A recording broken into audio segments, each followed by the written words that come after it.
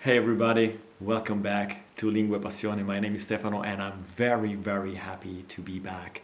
It's been quiet on this channel lately, I know, but I am so grateful for you to be still around, and I've also seen that many people have continued to subscribe to my channel even though I haven't been able to upload any videos in the last few months.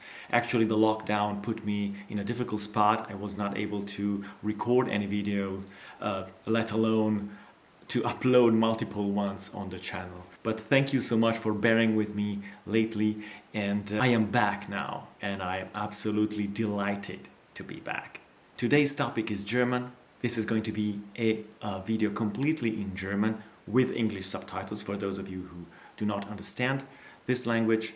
We're going to talk about how and why I learned German and how I made it a part, an integral part of my life. This is a topic that many of you guys asked for after my poll video in May. Just one more thing before we start. In a week or so, it's really a matter of days, an epic video is coming up on my channel. You really don't want to miss that one, so make sure you stick around, subscribe and all that good stuff so that you don't miss it, alright? Okay, I won't let you wait any longer. Let's listen to some German and I really hope you enjoy. Hallo liebe Leute, es ist eine große Freude für mich, heute hier sitzen zu dürfen und euch die Geschichte meines Deutschen erzählen zu können.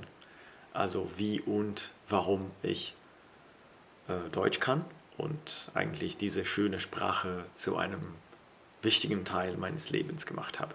Ich hoffe auch, dass dieses Video nützlich sein kann für all diejenigen, die Deutsch lernen und vielleicht etwas Hörverständnis üben möchten. Deutsch ist heutzutage immer noch meine stärkste Fremdsprache. Es ist auch die erste Fremdsprache, in die ich mich wirklich verliebt habe. Als ich im Gymnasium war und angefangen habe, Deutsch zu lernen, da war ich ungefähr 14 oder 15. Da hat mich Deutsch ab sofort bezaubert. Es war für mich wahrscheinlich meine Lieblingsstunde in der Schule, zusammen mit Sport in der Halle. Ich habe Volleyball gespielt und ich habe gerne Volleyball gespielt und ich habe gerne Deutsch gelernt. Ich habe natürlich wie alle meine Klassenkameraden deutschen Unterricht gehabt, aber ich war gierig, mehr zu wissen, mehr zu entdecken. Ich habe mehr gelernt, vielleicht ich war sehr fleißig. Man hätte sagen können, ich war ein Streber, aber ich sehe es eigentlich anders. Ich glaube, schon damals war meine Leidenschaft für Fremdsprachen klar, also hat sich gezeigt, schon damals. Eben indem ich mehr gelernt habe, mehr gepaukt habe, wenn man so will, und wirklich gierig war, mehr zu können, Deutsch schneller zu lernen und besser zu lernen. Nach der Schule habe ich dann an der Uni weiter studiert. Ich habe Dolmetschen und Übersetzen studiert und Deutsch war eine meiner Arbeitssprachen. Ich habe auch im Rahmen des Erasmus-Programms an einem Semester, Wintersemester in Heidelberg teilgenommen und später dann, nachdem ich fertig mit der Uni in Mailand war, habe ich noch ein Jahr, etwas über ein Jahr in Heidelberg verbracht. Dort habe ich unter anderem an der Universität Japanologie studiert und damals habe ich auch schon als Übersetzer gearbeitet und einen Roman aus dem Deutschen ins Italienische übersetzt. Und Heidelberg hat mein Leben einfach verändert, für immer und ewig. Ich habe auch viel auf Messen gearbeitet als Dolmetscher, vor allem mit Deutsch, aber auch mit anderen Sprachen, zum Beispiel in Frankfurt, in München und auch in Mailand. Also ich habe die Sprache wirklich erlebt, also nicht nur gelernt, sondern erlebt, benutzt. Ich habe mit der Sprache gearbeitet, ich habe mit der Sprache oder in der Sprache Spaß gehabt mit meinen Freunden. Das war ausschlaggebend. Das hat einen großen Unterschied gemacht.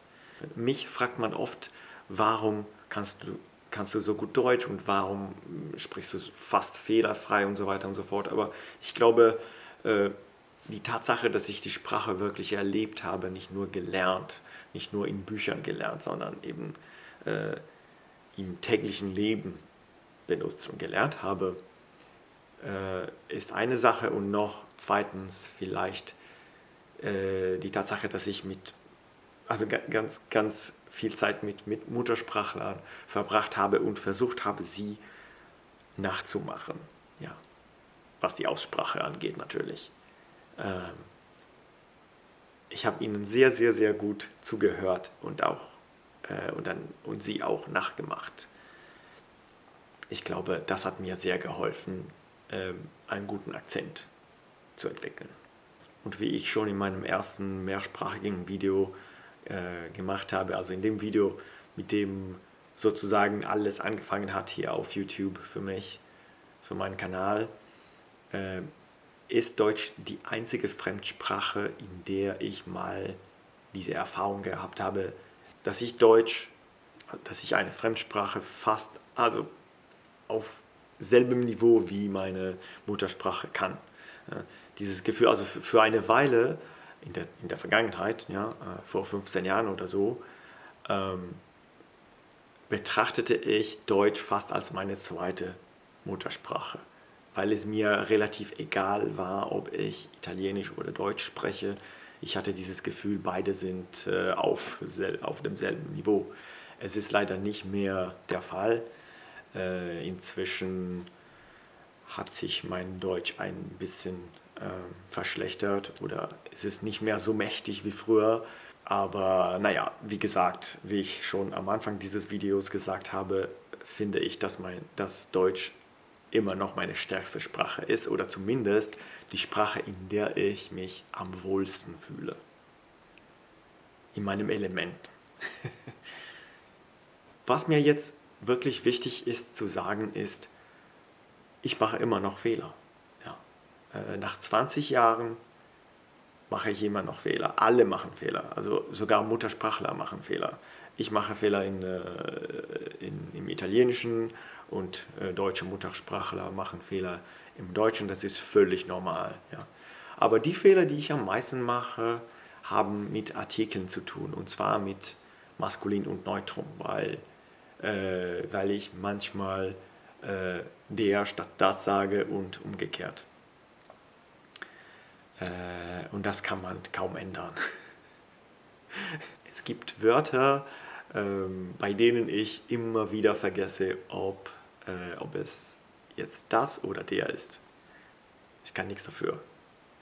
Aber wie gesagt, also versucht nicht frustriert zu sein, wenn ihr Fehler macht.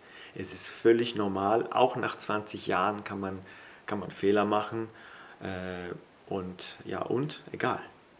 Es ist völlig egal. Ne? Hauptsache, man kann Spaß haben in der Sprache, man kann vielleicht arbeiten, man kann Leute kennenlernen und unvergessliche Momente erleben und neue Welten entdecken und erobern. Das ist für mich Sprachenlernen. Und egal auf welchem Niveau ihr seid, versucht immer eine Sprache aufrecht zu erhalten. Es ist mir mittlerweile fast wichtiger, die Sprachen, die ich schon kann, aufrecht zu erhalten, als dass ich jetzt 10 neue Sprachen lernen würde. Weil ich finde, eine Sprache zu verlernen ist das Schlimmste, was einem Sprachenlerner geschehen könnte. Das war's für heute. Das war alles. Vielen, vielen Dank, dass ihr euch dieses Video angeschaut habt. Nicht vergessen, in einer Woche oder so kommt ein ganz, ganz besonderes Video mit einem speziellen Gast. Nicht verpassen, okay? Wir sehen uns im nächsten Video. Tschüss.